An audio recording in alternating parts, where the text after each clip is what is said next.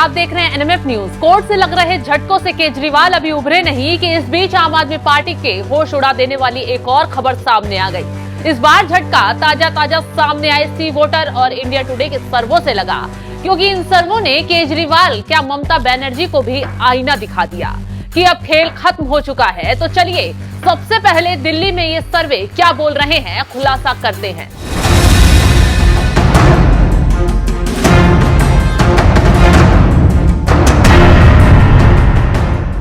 दिल्ली में लोकसभा की 7 सीटें हैं। सर्वे के मुताबिक 7 सीटों पर बीजेपी कब्जा कर सकती है। कांग्रेस और आम आदमी पार्टी के हाथ खाली रहने वाले हैं। तो अब ना तो केजरीवाल की रेवड़ी काम आएगी, ना ही फ्री का लॉलीपॉप। अब तो मोदी का जादू चलेगा। मोदी की आंधी में बड़े बड़े धुरंधर उड़ जाएंगे, क्योंकि सर्वे आगे खुलासा कर रहे हैं कि दिल्ली में बीजेपी का वोट शेयर पिछले लोकसभा चुनाव के मुकाबले बढ़ता दिख रहा है।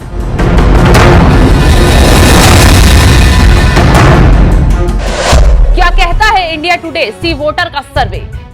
बीजेपी को इस बार राजधानी में 56.6% वोट मिल सकता है।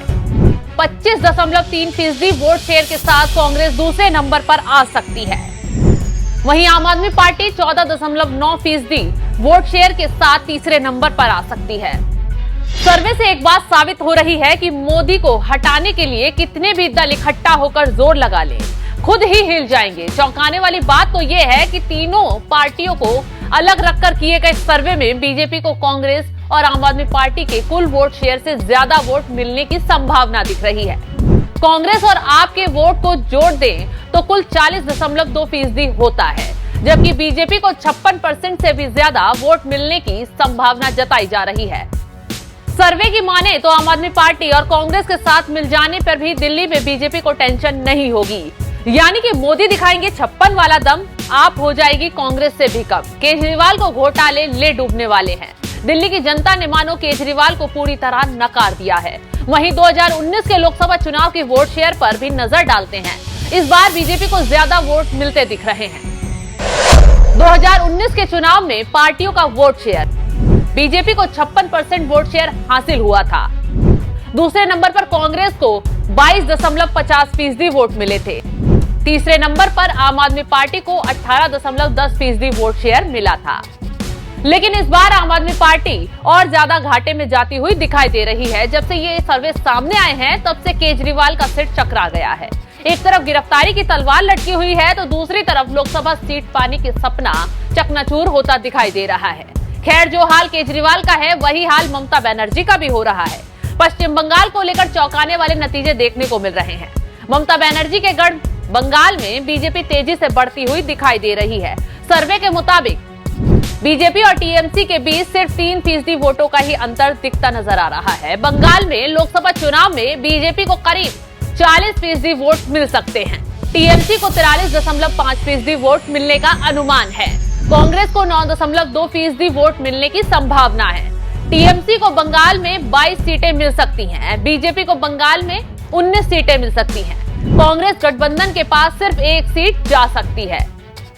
यानी कि मोदी की आंधी में बड़े बड़े धुरंधर उड़ने वाले हैं। कितना भी ये लोग जोर लगा ले, राहुल गांधी न्याय यात्रा से लोगों को भड़का ले, लेकिन कुछ होने वाला नहीं है। आंकड़े साफ साफ दिखा रहे हैं कि केजरीवाल तो छोड़िए, कांग्रेस और ममता बनर्जी भी पानी में डूबने वाले हैं। इसी के साथ ममता बनर्जी की नींद तब और ज्यादा उड़ गई जब उनकी पार्टी ने टाइम्स नाउ और मैट्रिक्स का सर्वे देख लिया। इस सर्वे में क्या कुछ है तो चलिए बताते हैं। क्या कहता है टाइम्स नाउ मैट्रिक्स का सर्वे?